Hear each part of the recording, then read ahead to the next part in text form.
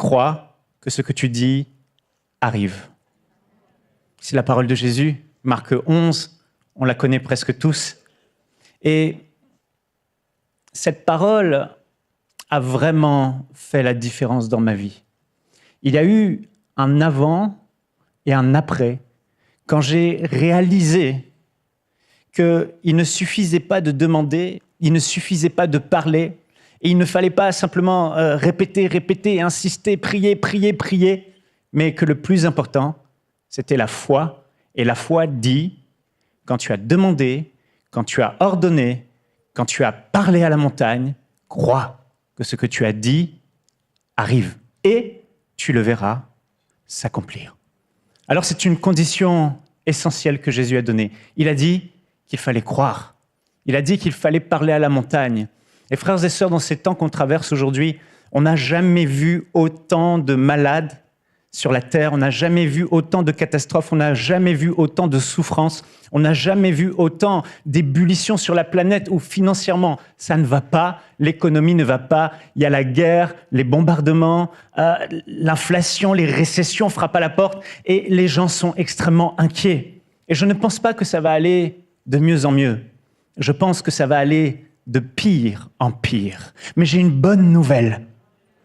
Jésus a dit qu'il nous a donné l'autorité, le pouvoir de parler aux circonstances, de parler à la montagne, et que si on croit et qu'on ne doute pas dans notre cœur, ce qu'on dit arrive. Alors cela, c'est essentiel. Ça nous donne, dans ces temps qui sont les temps de la fin, une perspective qui nous rassure en nous disant « Ok, avec Dieu, je suis encore capable de vivre l'impossible. Avec Dieu, je suis encore capable de voir des choses surnaturelles. » Le monde ne peut pas parler ainsi. Le monde ne peut pas le dire. Mais nous qui sommes à Jésus, nous qui lui appartenons, nous qui sommes une nouvelle création, nous avons reçu de lui ce pouvoir de parler aux montagnes et de dire à la montagne « ôte-toi de là et jette-toi dans la mer » et elle le fera. La montagne, ce sont nos problèmes. La montagne, ce sont les défis qui sont sur ta route. La montagne, ce sont les défis qui sont devant toi. Et Jésus l'a dit, il nous a donné le pouvoir de parler. Le pouvoir d'ordonner, le pouvoir de commander. Et quand on réalise cela et qu'on comprend le mécanisme qui se passe derrière, alors on est dans cette expectative que quand on parle, nos paroles ont du poids. Est-ce que tu sais que tes paroles ont du poids? Est-ce que tu réalises que ce qui sort de ta bouche a la capacité, comme dit Proverbe, de produire la vie ou de produire la mort, et que tu te rassasieras du fruit qui sort de tes lèvres. Si seulement nous pouvions considérer les paroles qui sortent de notre bouche comme de l'or, comme si elles étaient précieuses, comme si elles avaient de la valeur, parce qu'elles l'ont. Frères et sœurs, Dieu a fait de l'homme une création à son image. Dieu ne nous a pas fait comme les animaux. Tu n'es pas un animal, même si la science peut le dire, qu'on vient du singe, tu n'es pas un gorille. Le gorille a des mains, il a des pieds, il a des aptitudes, il prend soin des siens, il sait chasser, il sait se nourrir, il sait être affectueux, il sait avoir peur, il a des émotions. Mais l'animal n'a pas de conscience, l'animal n'a pas d'esprit. Et l'animal n'est pas doté de la parole.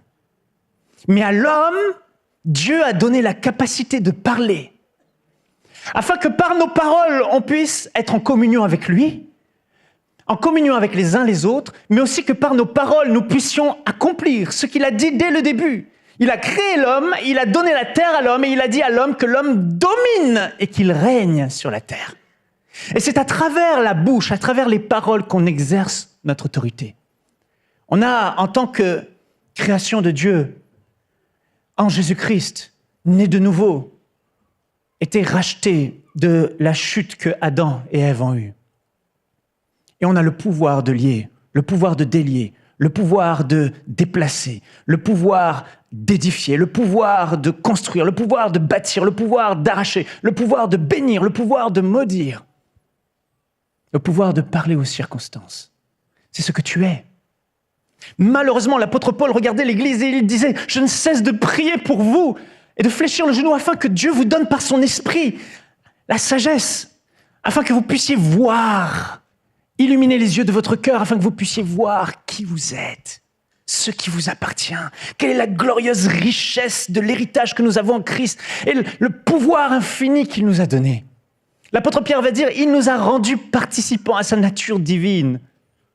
Dieu a fait de nous, sur cette terre, des hommes et des femmes capables de parler aux circonstances et aux situations, aux montagnes, et de voir le monde spirituel, le monde surnaturel intervenir pour accomplir ce qu'on a ordonné. Alors tu es doté de paroles pour ordonner, pour parler, pour déclarer. Et Jésus a promis, on va le lire, que si tu ne doutes pas, mais que tu crois, que ce que tu dis arrive. Et c'est ça l'expectative. Tu le verras s'accomplir. Il a dit, en vérité, je vous le dis. Quand Jésus dit en vérité, je vous le dis, il insiste pour dire que c'est réellement vrai. Plus vrai que ce que vous pouvez voir, plus vrai que ce que vous pouvez imaginer. C'est le pouvoir que Jésus a donné à ses disciples. Est-ce que tu es un disciple de Jésus? Alors tu as ce pouvoir, si l'Esprit de Dieu habite en toi. Alors, les animaux ne parlent pas, sauf certains oiseaux, les perroquets, mais ils ne font que répéter ce qu'ils entendent sans y associer la foi, sans y associer quoi que ce soit. Je me souviens de l'histoire de ce perroquet. C'est une histoire drôle que j'avais lue, juste pour faire une petite blague. Alors, c'est 3 fils, une femme qui a eu 3 fils. Ces 3 fils ont quitté la maison, ils ont grandi, ils ont fait des affaires, ils ont tous prospéré. Ils sont tous devenus millionnaires, multimillionnaires, chacun dans un pays. Et leur maman est devenue âgée, elle était vieille, et puis ils ont dit, bon, qu'est-ce qu'on va lui offrir? Alors, le premier, il a dit, moi, je vais lui construire une maison. Il a construit une grande villa au bord de la mer pour sa maman, qui était âgée. Et le deuxième, il a dit, j'ai acheté à maman une Mercedes dernier cri et un chauffeur attitré. Et le troisième, il a dit, moi, j'ai un meilleur cadeau que vous deux. J'ai acheté à ma mère un perroquet. Et ce perroquet, il est spécial. Il est resté 12 ans dans des monastères, auprès de moines. Et ils ont fait apprendre à ce perroquet la Bible par cœur. Et ça a pris 12 ans. Et si maman dit le livre et le chapitre au perroquet, le perroquet, il répète par cœur le chapitre sans se tromper. J'ai payé une fortune, ce perroquet. Et je connais maman, elle aime lire la Bible. Je suis sûr qu'elle va beaucoup apprécier. Et c'est le cadeau qu'elle va préférer. Et puis la mère reçoit les 3 cadeaux. Et puis elle va finalement écrire à ses enfants une lettre, à chacun d'eux, une lettre. Au premier, elle écrit « Mon cher fils, merci beaucoup pour cette grande maison. Mais tu sais, elle est trop grande pour moi et je reste que dans une seule pièce. Mais merci d'y avoir pensé. » Le deuxième, il dit « Merci de m'avoir offert cette Mercedes, mais je n'aime pas voyager. Je n'ai plus l'âge de voyager, de me déplacer en voiture, alors je reste à la maison tout le temps. » Et au troisième, elle a écrit « Ah, mon cher fils, tu es le seul qui connaissait vraiment ta maman. Tu es le seul qui savait ce que ta maman voulait vraiment. Ce poulet que tu m'as offert était vraiment délicieux. »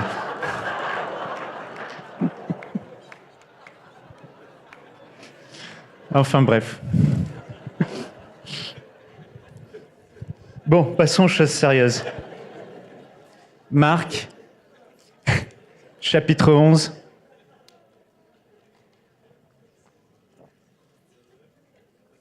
Versets 12 à 14.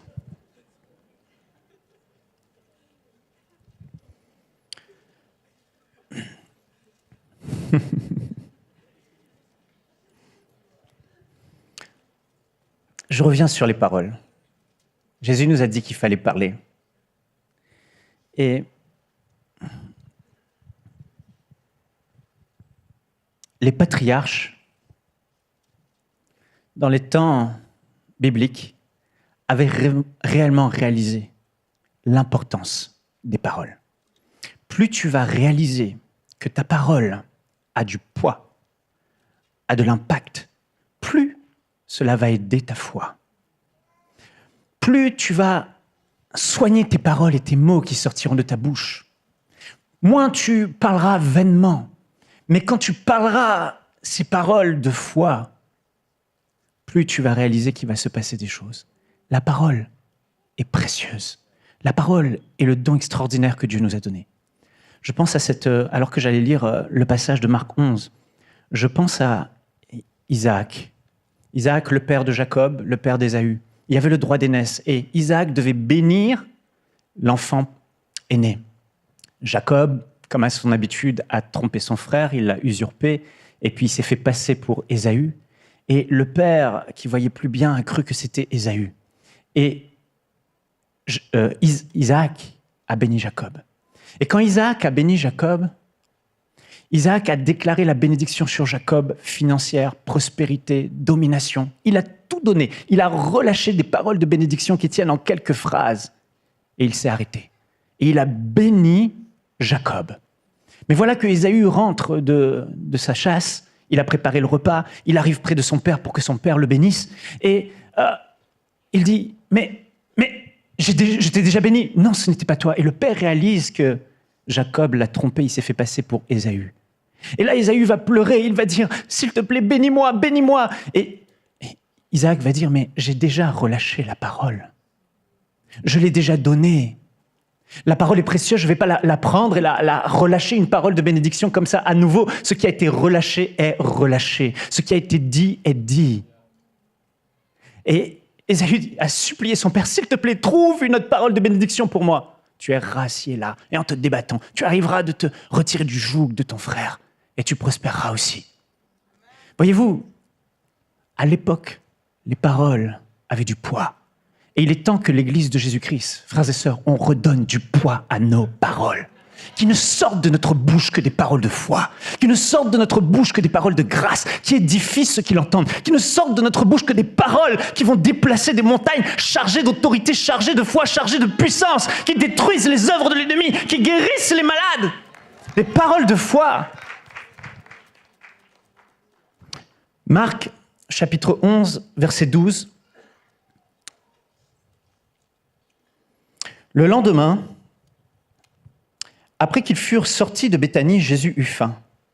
Apercevant de loin un figuier qui avait des feuilles, il alla voir s'il y trouverait quelque chose. Et s'en étant approché, il ne trouva que des feuilles, car ce n'était pas la saison des figues. Verset 20.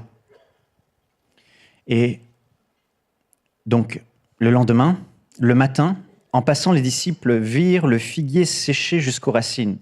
Pierre, se rappelant ce qui s'était passé, dit à Jésus, « Rabbi, regarde, le figuier que tu as maudit a séché. » Jésus prit la parole et leur dit, « Ayez foi en Dieu. Je vous le dis en vérité, si quelqu'un dit à cette montagne, ôte-toi de là et jette-toi dans la mer, et s'il ne doute point en son cœur, mais croit que ce qu'il dit arrive, il le verra s'accomplir. C'est pourquoi je vous le dis. Tout ce que vous demanderez en priant, croyez que vous l'avez reçu, et vous le verrez s'accomplir. » Verset 25, « Et lorsque vous êtes debout faisant votre prière, si vous avez quelque chose contre quelqu'un, pardonnez, afin que votre Père qui est dans les cieux vous pardonne aussi vos offenses. Mais si vous ne pardonnez pas, votre Père qui est dans les cieux ne vous pardonnera pas non plus. » Et ici, on a un texte extraordinaire. On n'est pas loin de Pâques, on est environ au mois de fin mars, et Jésus a faim, et il marche avec ses disciples, et là, il voit un figuier au loin qui a des feuilles. Il se dit qu'il va aller voir près de ce figuier s'il y a les premiers fruits des figues. Ce genre de figuier en Israël, c'est des figuiers qui portent un certain nom, je ne me souviens plus exactement, mais ils donnent des figues avant le feuillage. Et après, ils redonnent des figues à la saison d'été. Donc, ce figuier, comme il avait des figues, des feuillages, aurait déjà dû avoir des figues. Je crois que ça s'appelle les bébas, les premières figues qui sont sur l'ancien tronc. Et les nouvelles figues en été poussent sur le nouveau tronc. Donc, ce figuier laissait croire qu'il avait ses prémices des fruits, mais il ne l'avait pas. Et donc, Jésus, arrivé, va maudire ce figuier. Et il va dire que jamais personne ne mange de ton fruit. Et ses disciples l'entendirent. Le lendemain, moins de 24 heures plus tard, Jésus et ses disciples repassent devant ce figuier. Et là, les disciples sont étonnés. Et Pierre, se rappelant de ce qui s'est passé, a dit, « Mais Jésus, regarde, le figuier que tu as maudit a séché. » Et Jésus leur dit, « Si quelqu'un dit à cette montagne, ôte-toi de là et jette-toi dans la mer. Et s'il ne doute pas dans son cœur et croit que ce qu'il dit arrive, il le verra s'accomplir. Ici, Jésus va leur donner une grande leçon de foi. Et les disciples, comme nous, comme beaucoup, ont du mal à comprendre. Ils ont déjà vu Jésus parler, ils ont déjà vu Jésus s'adresser à la maladie, et sur sa parole, les maladies étaient chassées. Ils ont déjà vu dans Marc, au chapitre 5, la fille de Jairus, Jésus a parlé, et cette fille est ressuscitée simplement sur 2 mots, Talika, Kumi. Ils ont vu Jésus dans Marc 4 parler à la tempête, et la tempête, au moment où Jésus a parlé, s'est arrêtée, mais là, ils sont encore étonnés de voir qu'une parole de Jésus est capable de même jusqu'à faire sécher le figuier. Mais ce qui est étonnant avec ce miracle, c'est que ce miracle est différé. Et c'est ce qui le rend intéressant. C'est que Jésus a donné la parole et toutes les autres paroles qu'il a données avant. Le miracle s'accomplissait immédiatement. On voyait immédiatement le résultat. La tempête s'arrêtait, le mort ressuscitait, les malades étaient guéris. Mais là, dans ce cas précis, c'est le lendemain qu'il constate que le feuillage a séché et que la parole s'est accomplie. Mais Jésus va se servir de cette histoire pour leur enseigner une grande leçon de foi. Et cette leçon de foi est primordiale, parce que c'est l'une des plus grandes leçons que Jésus a données sur la foi. Et quand on comprend le principe de simplement croire que ce qu'on dit arrive et de parler à la montagne, ça change absolument tout.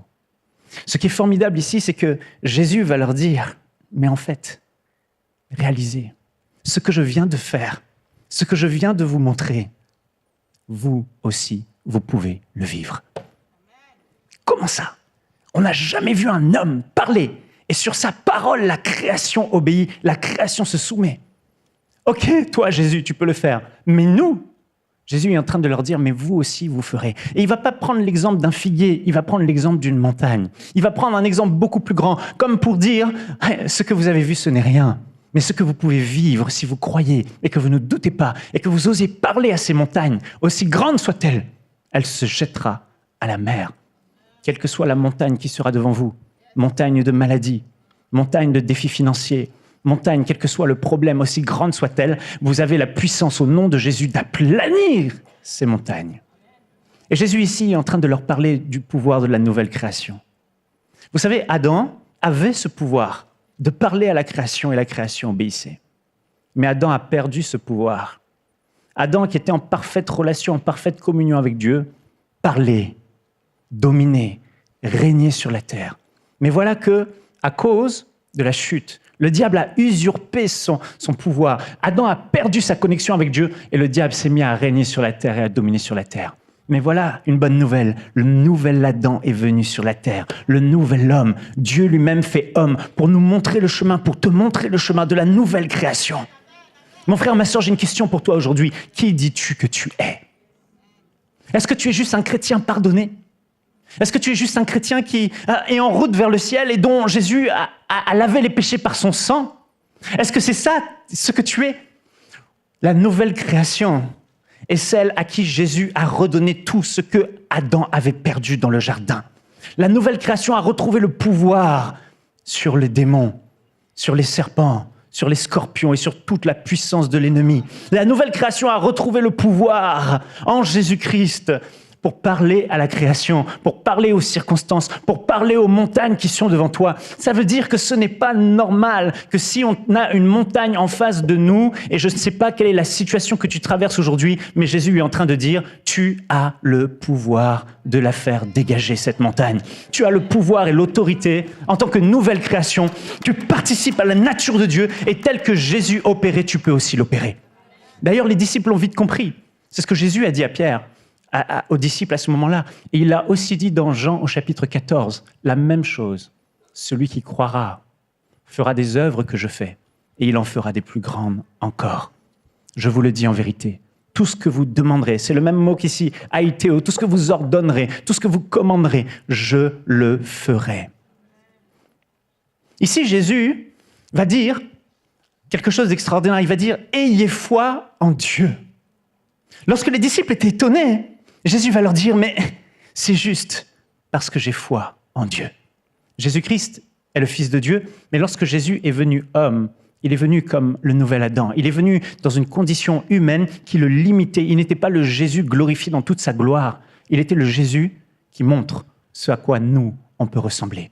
Comme Jésus marchait, on peut marcher. Comme Jésus parlait, on peut parler. D'ailleurs, les actes des apôtres nous montrent que les disciples ont vraiment compris. Et comme Jésus agissait, ils agissaient.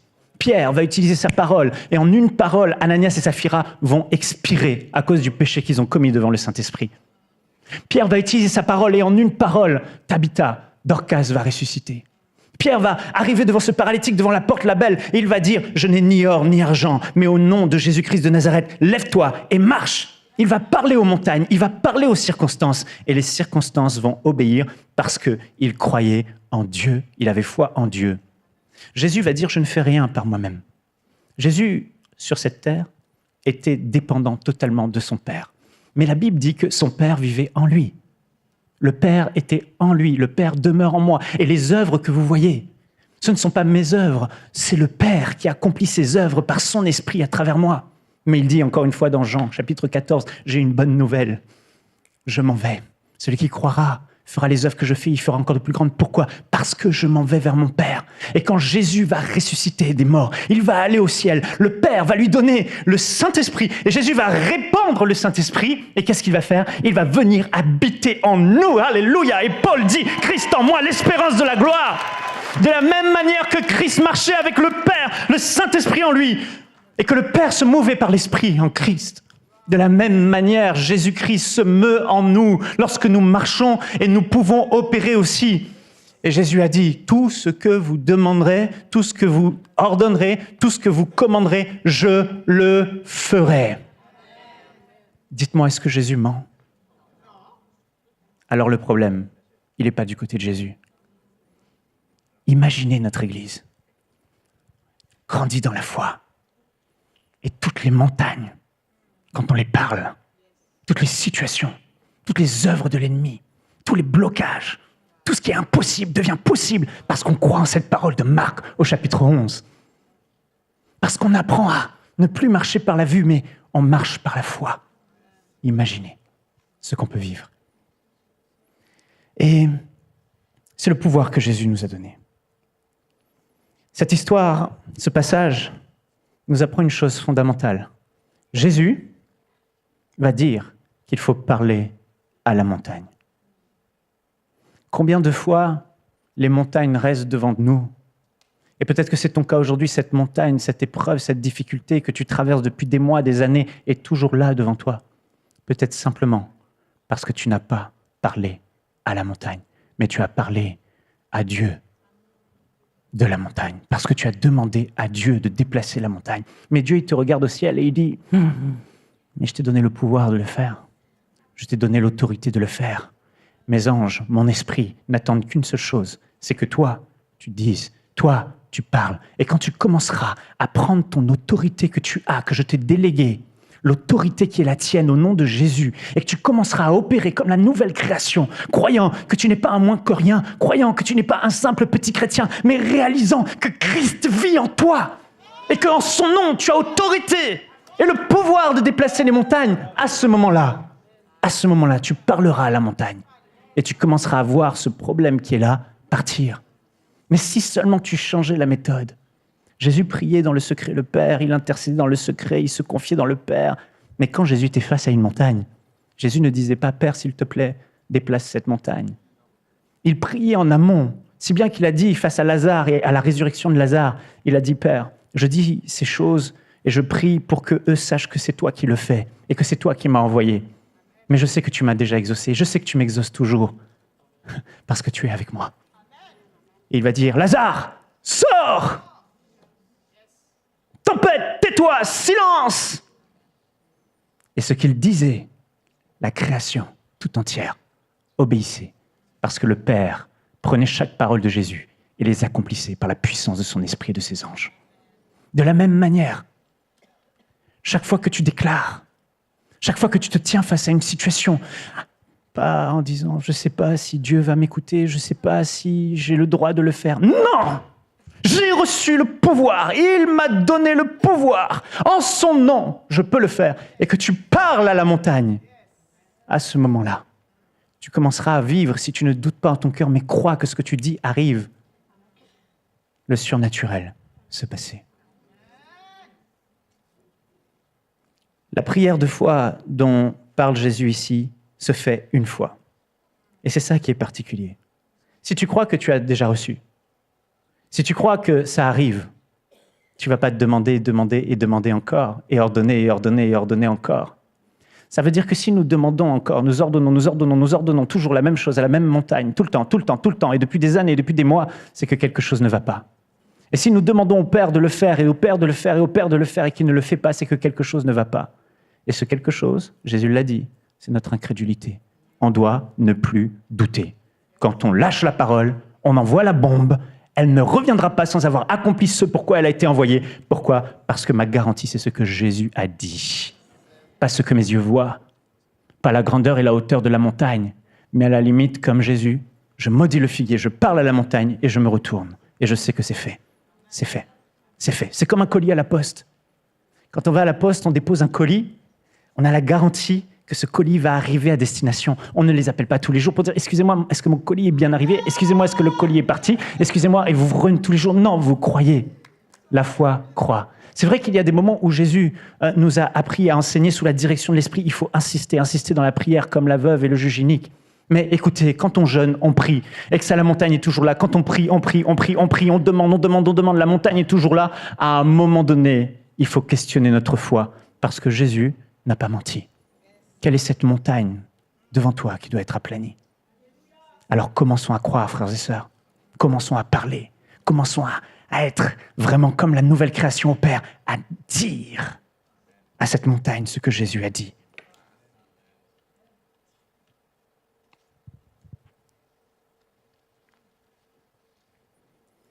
Nous ne parlons pas assez.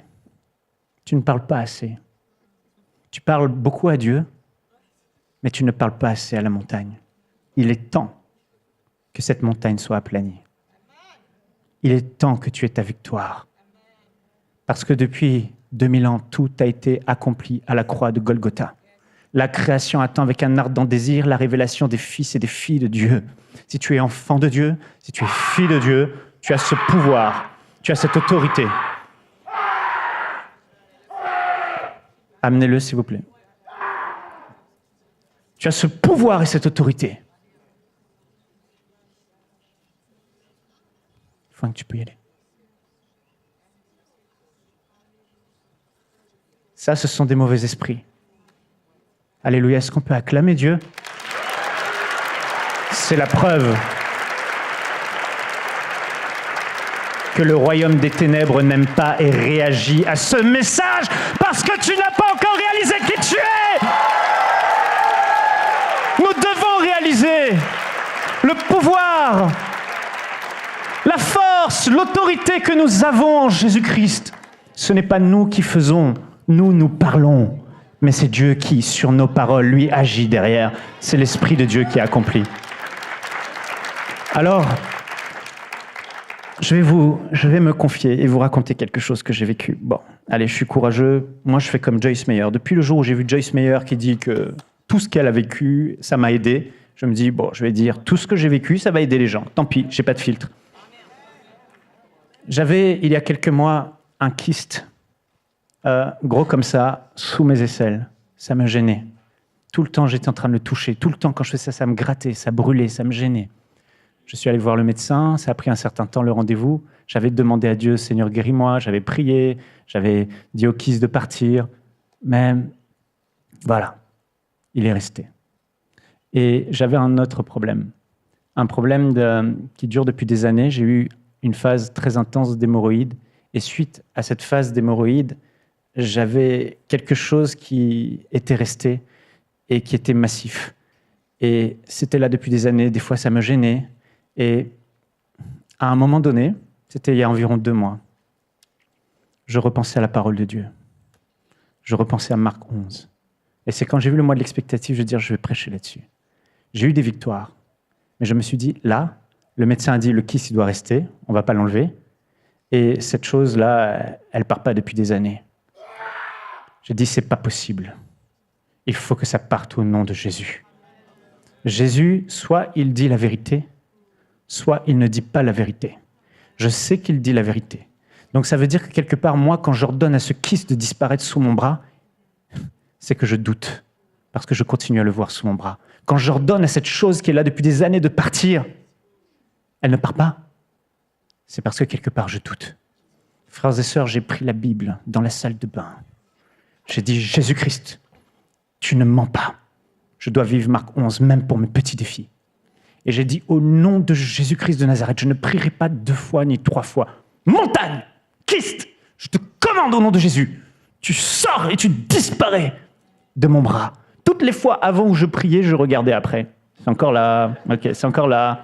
Mais quand j'ai pensé à l'histoire du figuier, je me suis dit, quelle belle leçon.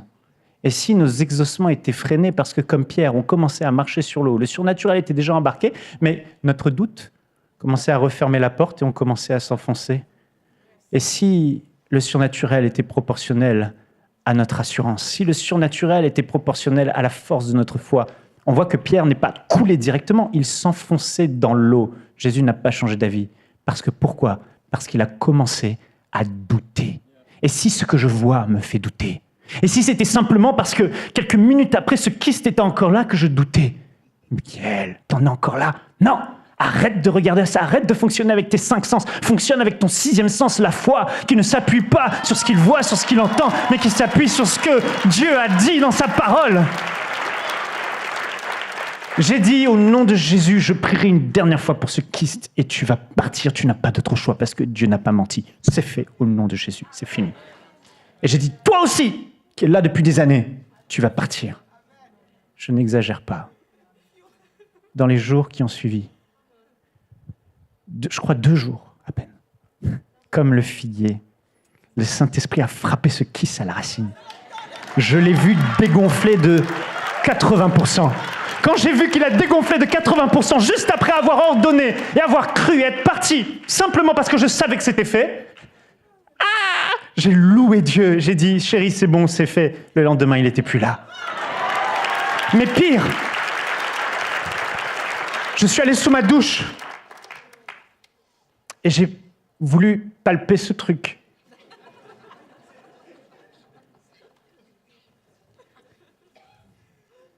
Il est tombé dans ma main.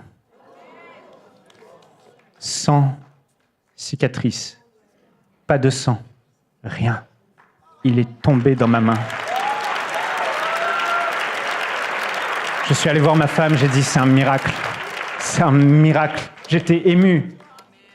Frères et sœurs, nous avons le pouvoir en Jésus de dire aux montagnes, à notre compte bancaire, à tout ce qui se trouve devant nous, de s'assujettir à Christ et d'ordonner, par l'autorité de Jésus, à cette montagne de se jeter dans la mer. Je ne sais pas ce qui est là depuis des années dans ta vie et qui t'oppresse, mais il est temps que tu te lèves et que tu arrêtes d'essayer et de regarder si ça a marché, mais que tu ordonnes et que tu dis c'est fait, c'est bon. Je crois, ça arrive et tu le verras. Jésus a parlé au futur. Malheureusement, on a appris à trop fonctionner avec nos 5 sens. Depuis notre enfance, on nous a dit, mais la vue, l'ouïe, l'odorat, le toucher, on a appris à analyser et à fonctionner avec ça. Mes frères et sœurs, on n'est plus de cette création, on est une nouvelle création. Les 5 sens ne sont plus ceux qui dominent. Nous avons reçu de Dieu un 6e sens, le sens de la foi, et c'est lui qui domine, parce que la foi est un sens qui est basé sur la parole de Dieu, et la foi, c'est le sens que Dieu nous a donné pour pouvoir fonctionner avec ce sens et influencer tous les autres sens. Parce que la foi agit dans le monde invisible, si bien que c'est par la foi qu'on croit que ce monde a été créé par la parole de Dieu. La foi fonctionne avec la parole de Dieu et a créé toutes ces choses visibles qu'on voit. Donc, si c'est la foi et la parole de Dieu sur lequel repose le sens de la foi, qui a créé toutes ces choses, et que tout existe par elle, ça veut dire que la foi est bien supérieure à tous les autres sens. Si la vue, l'ouïe, l'odorat, le toucher ne peuvent pas influencer dans le monde invisible, Mais que le monde invisible, par notre foi, peut influencer le monde visible, ça veut dire. Et si le monde visible a été créé par les choses invisibles, ça veut dire que le sens de la foi est plus réel que nos autres sens. Sauf qu'on ne nous l'a pas appris. On regarde à la grandeur de la montagne, à ce que le compte bancaire dit, à tous ces circonstances qui parlent, ces symptômes. Et là, on doute. Mais si on apprenait à fonctionner avec le sixième sens, si on oubliait les autres et on se focalisait juste sur le sixième, et que les autres servent juste à constater la manifestation du sens de la foi dans le naturel, pour louer Dieu et dire « c'est bon, c'est fait ». Vous savez, chacun de nos sens, la vue, l'ouïe, l'odorat, fonctionne avec une source. Et c'est au contact de cette source qu'ils sont actifs. Nous, ce qu'on veut, c'est ne plus douter, c'est croire. Donc on veut que le sixième sens de la foi soit activé. Est-ce que vous avez fait un effort pour voir aujourd'hui ? Aucun effort, vous avez vu. Pourquoi ? Parce que au contact de la lumière, vous voyez. Si on éteint la lumière, le sens de la vue n'existe plus. Vous ne voyez plus. Au contact du son, l'ouïe fonctionne et est activé. Au contact du toucher de la matière, au contact de la matière, le sens du toucher fonctionne. Chaque sens est activé lorsqu'il est au contact d'une source qui l'active. Enlevez la source, ce sens ne fonctionne plus. Le sixième sens, la foi, tout comme l'ouïe, tout comme la vue, tout comme l'odorat, tout comme le toucher, on n'a pas d'effort à faire pour avoir la foi.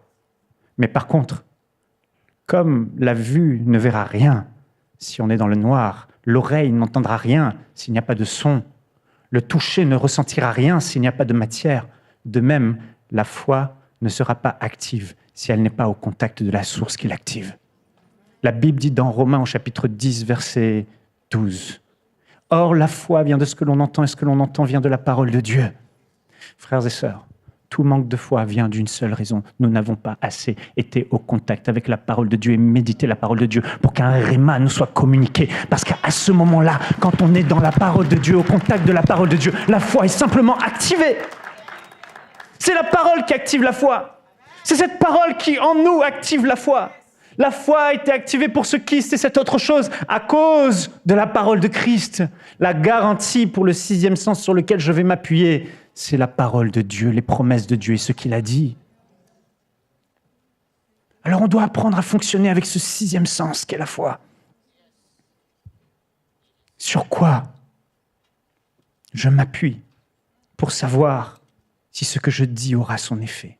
Quelle est ma garantie pour être sûr que Dieu m'a entendu, que Dieu le fera et que ce que j'ai envoyé comme parole trouvera son accomplissement au point que je peux arrêter d'ordonner et maintenant simplement croire et être tranquille? Ma garantie, c'est la promesse que Dieu va me donner. La Bible est remplie de promesses. Il faut que tu ailles chercher ta promesse. Chacune de ces promesses peut activer ta foi à un tel point. Aujourd'hui, on a parlé de Marc 11, Jean 14. Ça, c'est la garantie. La garantie que si que tu ordonnes et que tu ne doutes pas, tu le verras s'accomplir. Jésus l'a dit, l'a promis. Regardez Abraham et Pierre. Pierre ne va pas fonctionner avec son sixième sens. Au début, oui. Et puis après, il va commencer à fonctionner avec ses cinq sens. Quand il va avoir ses yeux fixés sur ce qu'il voit, ce qu'il entend, ce qu'il touche, qu'est-ce qui va se passer? La Bible dit que voyant que le vent était fort alors qu'il marchait sur l'eau, il a commencé avec le sixième sens de la foi. Il croyait. Jésus a dit « Viens !» Sur sa parole, il a marché. La parole de Christ a créé en lui cette foi. Il a commencé à marcher sur l'eau. Surnaturel. Puissant. Mais qu'est-ce qui s'est passé? Il va commencer à s'enfoncer. Jésus lui dit, il va le rattraper pour le sauver. Pourquoi as-tu douté? Pourquoi as-tu douté? Ton doute a coupé. Ton doute a fermé la porte au surnaturel. Ton doute a empêché l'esprit de continuer à opérer dans ton besoin. Le texte dit, voyant que le vent était fort. il eut peur. Quand il a commencé à arrêter de fonctionner avec le sixième sens, mais à considérer les autres sens qui ont fait la guerre au sixième sens, il a commencé à sentir l'eau, à sentir les vagues, à sentir le remue, à sentir le vent fort, le bruit. Tous ses sens lui ont dit, mais c'est pas normal, là tu vas couler. Il a considéré ses 5 sens, au lieu de continuer à considérer le sixième sens. Et il a coulé. Parce qu'il a détourné ses regards de la parole de Dieu. Abraham, lui, contrairement à Pierre, la Bible dit dans Romains, au chapitre 4, verset 18, « Abraham, espérant contre toute espérance, Abraham crut, et ainsi devenu le père d'un grand nombre de nations, conformément à ce qu'il avait été dit, telle sera ta descendance. Sans faiblir dans la foi, il n'a pas considéré que son corps était déjà usé, puisqu'il avait près de 100 ans, ni que Sarah n'était plus en état d'avoir des enfants. Il n'a pas douté par incrédulité, mais face de la promesse de Dieu, mais il a été fortifié par la foi et a rendu gloire à Dieu, car il avait la pleine conviction que ce que Dieu promet, il peut aussi l'accomplir. » Regardez ce qui est dit au verset 18, « Espérant contre toute espérance ». Au verset 19, « Sans faiblir dans la foi, il n'a pas considéré que son corps était déjà usé. » D'autres versions disent « Et que le sein de Sarah était déjà atteint par la mort. » Il n'a pas considérer. Voilà le problème. Le problème qui vient saper notre foi quand on a demandé. Le problème, c'est qu'on commence à regarder aux circonstances. On commence à considérer ce que nos sens nous disent. On commence à entendre ce que le médecin a dit. On commence à entendre et à sentir ce que les symptômes disent. On commence à voir ce que les actualités, ce que le monde dit et tout ce qui se passe autour de nous dans la vie des autres. On commence à regarder l'état de nos finances. Et là, panique à bord. Parce qu'on considère et on a les yeux fixés sur nos 5 sens. Mais Abraham, lui, il n'a pas considéré ses sens. Il n'a pas regardé son corps, ni celui de Sarah, mais face à la promesse, il ne douta point. Il avait les yeux fixés sur la promesse de Dieu. Il restait au contact de la parole de Dieu et ça a activé son sens de la foi. Il est resté ferme. C'est exactement ce que nous devons faire. Arrêter de fonctionner avec nos sens, mais être plongé dans les Écritures, plonger dans la parole de Dieu. Et comme Jésus l'a dit, avoir foi en Dieu. Alléluia.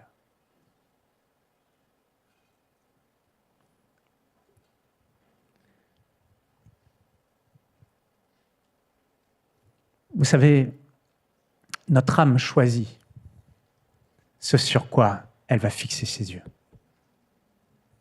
Nos sens sont comme des capteurs qui envoient des messages.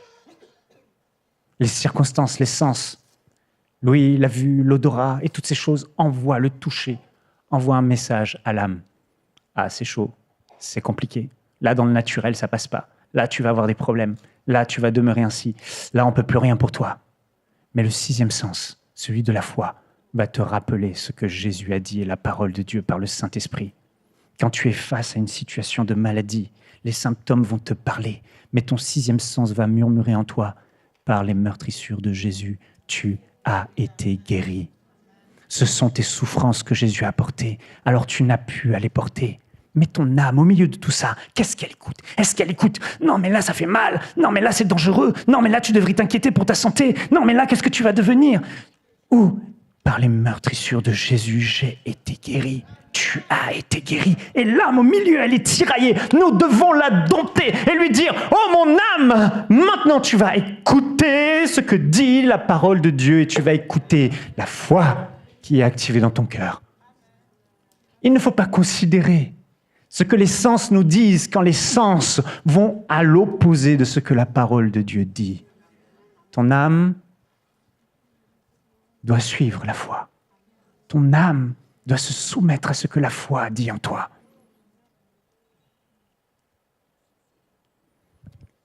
Face à une situation difficile financière, tes sens vont dire, mais comment je vais payer mes factures? Mais là, le 6e sens de la foi va te dire en toi, mon Dieu pourvoira à tous mes besoins, selon sa richesse et avec gloire en Jésus-Christ. Qu'est-ce que ton âme va écouter? Qu'est-ce que tu vas choisir d'écouter? C'est là où toute la différence va se faire.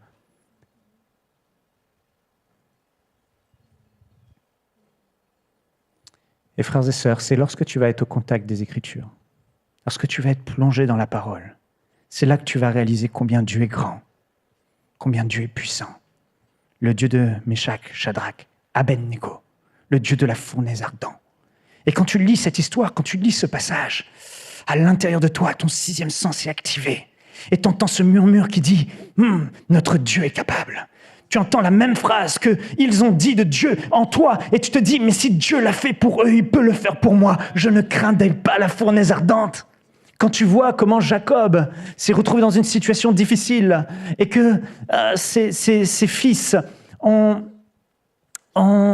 tué tout un peuple parce qu'ils avaient déshonoré leur sœur Dina. Et voilà que la Bible dit que Dieu, pour protéger Jacob de la destruction de tous ces peuples, il a mis un esprit de crainte dans le cœur de tous ces peuples et que tous ces peuples ont été gardés pour ne pas attaquer Jacob. Tu te dis, mais qu'est-ce qui est impossible à mon Dieu? Il peut même mettre des dispositions dans le cœur de mes ennemis pour que mes ennemis ne viennent pas me déranger, pour que mes ennemis ne viennent pas m'attaquer. Rien ne lui est impossible. Quand tu lis l'histoire du peuple d'Israël en Égypte et comment Dieu les a délivrés, tu te dis, mais Dieu est vraiment capable de tout. Quand tu vois que leurs souliers ne se sont pas usés, ni leurs vêtements pendant toute la traversée, pendant 40 ans dans le désert, tu te dis, mais mon Dieu est capable de tout. Quand tu vois comment Dieu a fait tomber la manne tous les jours pour les nourrir, quand tu vois les 10 plaies qu'il a envoyées pour les délivrer, quand tu vois comment Jésus a ressuscité Lazare, quand tu vois ce que Dieu est capable de faire, tu te dis, non, Dieu est capable. Cette parole va activer ta foi. Et quand ta foi est activée, tu vas commencer à parler. Mais il y a quelque chose d'extraordinaire avec le fait de parler. J'ai réalisé ceci. Parler, en fait, notre foi n'atteint pas son sceau, son apogée, sa fermeté, sa consistance, sa force pleine, tant que nous ne parlons pas. C'est pour ça que la Bible dit dans Romains au chapitre 10, c'est en croyant du cœur qu'on parvient à la justice et en confessant de la bouche qu'on parvient au salut. Il y a quelque chose qui se passe à l'intérieur de toi quand tu parles avec autorité, quand tu parles le langage de la foi. Il y a quelque chose qui vient mettre un sceau à ce que tu avais comme conviction à l'intérieur et elle est comme scellée. Mais avant de parler, c'est un peu tiraillé. Mais la parole de la foi vient sceller cela et donner victoire à la foi à l'intérieur de toi. Voilà pourquoi tu dois parler. Et quand tu parles, Jésus va dire ce que tu dis. Et si tu crois, quand tu es face à cette montagne, dis à cette montagne. Et si tu crois que ce que tu dis arrive, il faut commencer par parler lorsque tu commences à croire. Mais quand tu parles, tu crois ce que tu as dit. Il y a quelque chose qui se passe à l'intérieur. Et là, ça crée cette solidité à ta foi. Donc aujourd'hui, le Seigneur veut te dire, parle à la montagne. Parle à cette montagne. Parle à l'adversité qui t'oppresse. Et je finis juste avec ce point. Quand tu es au contact avec la parole de Dieu, tu réalises à quel point Dieu t'aime, à quel point tu n'es pas n'importe qui. Et c'est une chose de savoir que Dieu est capable, c'est le premier pas. Mais c'est autre chose de savoir que Dieu est vraiment avec toi, que Dieu t'entend réellement, que Dieu veut vraiment ton bien, que Dieu va écouter tes paroles. Mais quand tu es au contact de la Bible, quand tu plonges tes regards dans les Écritures, quand tu les sondes profondément, le Saint-Esprit prend cette parole et te l'injecte à l'intérieur de ton cœur. Comme la Bible dit, Romains chapitre 8, verset 32, « Lui qui n'a pas épargné son propre Fils, mais qui l'a livré pour nous tous, comment ne nous donnera-t-il pas toutes choses avec lui ?» Écoutez, si Jésus, ce qu'il y avait de plus précieux dans tout l'univers aux yeux de Dieu, plus précieux que tout l'or, que tout l'argent, plus précieux que tous les animaux, plus précieux que tous les êtres humains, Jésus-Christ, la perle du royaume, le joyau du cœur du Père, Jésus-Christ, son Fils unique, qu'il a tant aimé, qu'il aime par-dessus tout. Si pour nous, par amour pour nous, qu'il a tant aimé, par amour pour toi, il a sacrifié Jésus-Christ pour t'avoir dans la famille, pour t'avoir dans le royaume, l'apôtre Paul dit, ça c'est la garantie, que quoi qu'on lui demande, il nous le donnera. Si quelqu'un t'a donné un diamant, si quelqu'un t'a donné de l'or, si quelqu'un t'a donné quelque chose d'une grande valeur inestimable, comment te refusera-t-il un verre d'eau? Quand tu réalises cela, ta foi, tu te dis, mais Dieu est vraiment avec moi. Il est vraiment avec moi. Et je finis, comme je disais, avec ce passage. Il y a des personnes, depuis des années, vous n'arrivez pas à avoir la foi pour déplacer les montagnes, parce qu'il y a des faux raisonnements à l'intérieur de vous, des forteresses. L'apôtre Paul appelle ces forteresses des faux raisonnements, c'est-à-dire des pensées et des façons de penser qui viennent contredire ce que la parole de Dieu dit. Exemple, Jésus ne guérit plus aujourd'hui, il guérissait hier. Exemple, les dons spirituels ne sont plus pour aujourd'hui. Oh, Dieu aime tout le monde, mais moi, il ne m'aime pas. Non, Dieu écoute le pasteur, mais moi, il ne m'écoute pas. Tout ça, ce sont des forteresses de mensonges que tu as héritées depuis des années parce qu'il y a eu un mensonge qui a été semé, une fausse pensée, et ton âme l'a analysé, c'est devenu une forteresse à l'intérieur de toi. Combien de personnes sont liées et bloquées aujourd'hui à cause de ces forteresses? Mais l'apôtre Paul va faire cette déclaration extraordinaire dans 2 Corinthiens, la louange, vous pouvez venir, dans 2 Corinthiens chapitre 10. Si en effet nous vivons dans la réalité humaine, nous ne combattons pas de façon purement humaine. En effet, les armes avec lesquelles nous combattons ne sont pas humaines, mais elles sont puissantes grâce à Dieu pour renverser des forteresses. Et nous renversons les raisonnements et tout obstacle qui s'élève avec orgueil contre la connaissance de Dieu. Et nous faisons toute pensée prisonnière pour qu'elles obéissent à Dieu. C'est étonnant de voir comment les faux raisonnements paralysent notre foi. Et si à l'intérieur de toi, tu as des pensées qui reviennent et qui s'opposent à ce que la Bible dit, des pensées qui viennent et qui te disent exactement le contraire, des pensées qui te rabaissent, au lieu de te faire croire ce que la parole dit de toi, à ce moment-là, l'apôtre Paul dit, il faut faire la guerre à ces forteresses, il faut les renverser, il faut les tailler en pièces, il faut les ôter toutes ces pierres, parce que quand cette forteresse partira, à ce moment-là, il n'y aura plus de place au faux raisonnement. Dans ton âme, la forteresse, ce n'est pas le démon. La forteresse, c'est un raisonnement, une façon de penser que tu as acceptée qui s'élève contre la vérité que dit la parole. Alors quand c'est comme ça, l'apôtre Paul dit, prends les armes de Dieu, prends l'épée de la parole de Dieu, confesse la parole de Dieu et renverse le mensonge de la forteresse par la vérité. Fais la guerre. Non! Je refuse de continuer à croire cela. Cette pensée qui vient et qui revient sans cesse et qui m'empêche, qui paralyse ma foi. Au nom de Jésus, il est écrit. Et tu cites la parole de Dieu, tu la proclames, tu la parles à ton âme. Jésus va finir ce passage de la montagne et du figuier avec le verset 25. Il enchaîne directement après leur avoir dit « Ce que tu as dit, ne doute pas, mais crois que ce que tu as dit arrive et tu le verras s'accomplir. » Il va juste continuer avec ce verset. « Et lorsque vous êtes debout, faisant votre prière, si vous avez quelque chose contre quelqu'un, pardonnez, afin que votre Père qui est dans les cieux vous pardonne aussi vos offenses. » Ce n'est pas un hasard si c'est là. Jésus n'a pas changé d'enseignement. C'est vraiment, ça fait partie du même passage. Mais Jésus était en train de donner une condition en plus de la foi. En fait, ce n'est pas une condition en plus de la foi pour voir Dieu nous exaucer, mais c'est un prérequis pour que ta foi ne soit pas paralysée et neutralisée.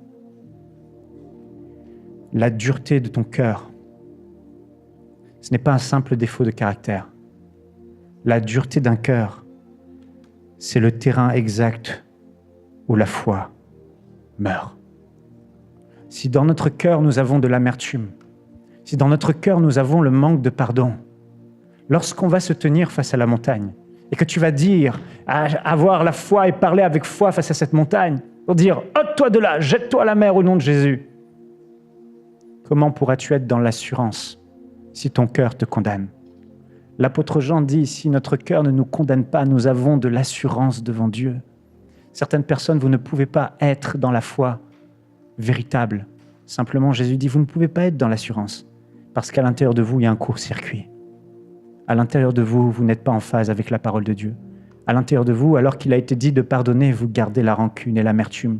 Vous continuez à endurcir votre cœur, comme les disciples qui ont endurci leur cœur après la résurrection de Jésus, ne croyant pas les témoins qui avaient vu Jésus ressusciter. Jésus va leur reprocher la dureté de leur cœur, qui est la cause de l'incrédulité. Aujourd'hui, je veux t'encourager. On peut se lever. Je veux t'encourager. On est dans ce mois de l'expectative. La semaine prochaine, c'est Pâques, la mort et la résurrection. Dieu doit se glorifier. Ces montagnes doivent être aplanies. Mais si aujourd'hui, dans ton cœur, tu as des choses qui t'empêchent d'être dans l'assurance, ta vie n'est pas en règle avec Dieu, tu ne pourras pas avoir une foi authentique, une foi activée. Si c'est ton cas, et qu'aujourd'hui tu veux vraiment pardonner, libérer ton cœur, décharger ton cœur, pour pouvoir te tenir avec assurance face à ces montagnes, là où tu es, je t'invite à répéter simplement après moi, de tout ton cœur, cette prière. Seigneur Jésus, je te demande pardon. Tu m'as montré la voie pour avoir le cœur léger. Mais il y a tellement de personnes que j'ai encore retenues dans mon cœur. J'ai endurci mon cœur en ne marchant pas dans l'amour. Mais aujourd'hui, je décide de pardonner, de bénir ces personnes. Je relâche le pardon. Je choisis l'amour. Comme toi, tu m'as montré l'amour. Comme toi, tu m'as aimé. Comme toi, tu m'as pardonné. Alors que je ne le méritais pas, je choisis de pardonner de tout mon cœur à cette personne qui m'a fait du mal. Je libère mon cœur maintenant, au nom de Jésus. Père Céleste, je te remercie pour ta parole. Cette parole a été relâchée, Seigneur, pour nous rappeler aujourd'hui l'autorité que tu nous as donnée, le pouvoir que tu nous as donné, la puissance que tu as mis dans notre bouche, de pouvoir marcher comme la nouvelle création, de parler avec autorité comme toi tu as parlé. Et tu as promis que si on ordonne et qu'on ne doute pas dans notre cœur, on le verra s'accomplir. Je prie, Saint-Esprit, qu'au nom de Jésus, tu illumines les yeux des cœurs et que tu embrases notre Église d'une foi nouvelle, d'une foi audacieuse, d'une foi véritable, qui parle et qui croit et qui verra ta gloire. Au nom de Jésus. Amen. Que Dieu vous bénisse.